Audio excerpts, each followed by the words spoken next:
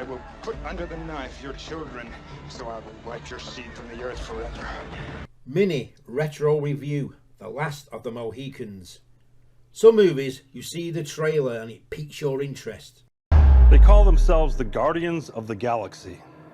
What a bunch of a-holes. Others by word of mouth. However, watching this movie back in 1992 was a sheer fluke. Seeking shelter from torrential rain, I bought a cinema ticket and settled down to watch a movie that I knew nothing about. I can imagine how the audience felt watching movies like Spartacus in 1960 or Ben-Hur in 1959.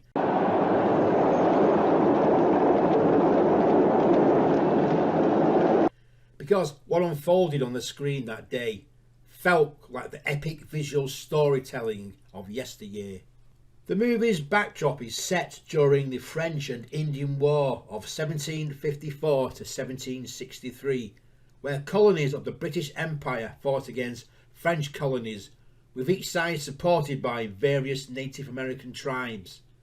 And the plot revolves around two sisters, Cora Munro, played by Madeline Stowe, and Alice Munro, played by Jodie May, and their emerging relationship with two sons of Chingachgook, played by Russell Means, a Mohican, his white adopted son Hawkeye, played superb by Daniel Day-Lewis, and his son Ucas, played by Eric Schwag.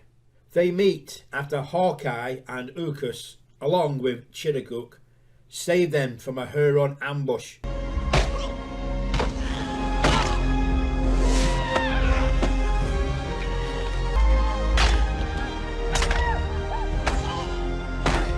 Orchestrated by a Native American scout, a Huron, whom are aligned to the French, masquerading as a Mohawk named Magui, played by Wes Studi, as he leads the party of soldiers commanded by Major Duncan Hayward, played by Stephen Waddington, to Fort William Henry, commanded by the sisters' father, Colonel Edmund Monroe. After the battle, the trio agreed to escort the survivors to Fort William. We'll take you as far as the fort. And during the dangerous journey, The war party. the sisters and sons of Chingachgook bond.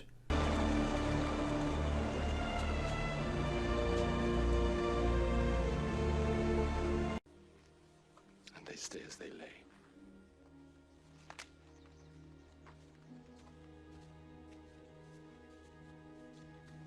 Which antagonises Major Hayward, who had proposed to Clara before setting out on the journey.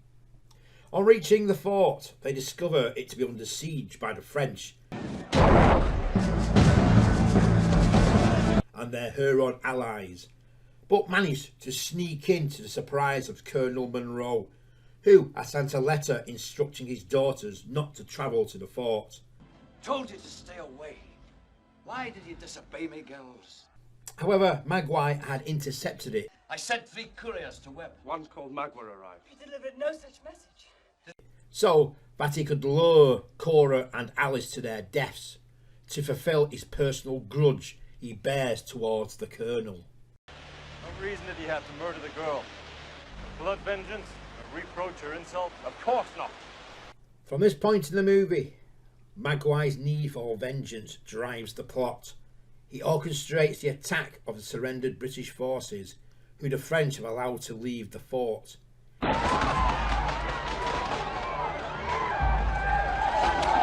Kills Colonel Monroe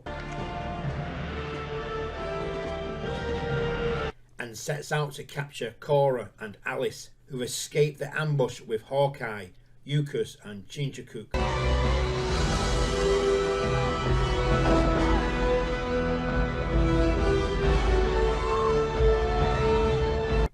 Along with Major Hayward and a few soldiers, which leads to a heart-thumping scene inside a waterfall. Stay alive, no matter what occurs. I will find you. And after Major Hayward's self-sacrifice,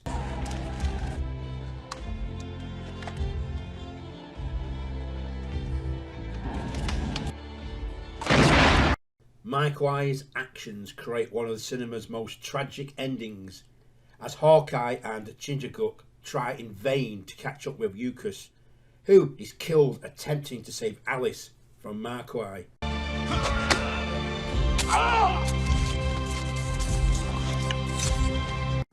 Resulting in the grief-stricken Alice to choose to be with her love than Hawkeye, and steps off a cliff to her death.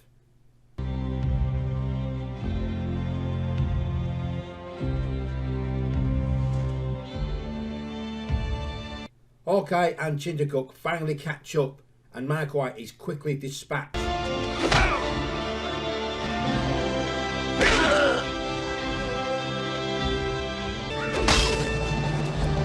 Leaving Chingachgook the last of the Mohicans. What an end! The non-vocal, naked emotions of the characters.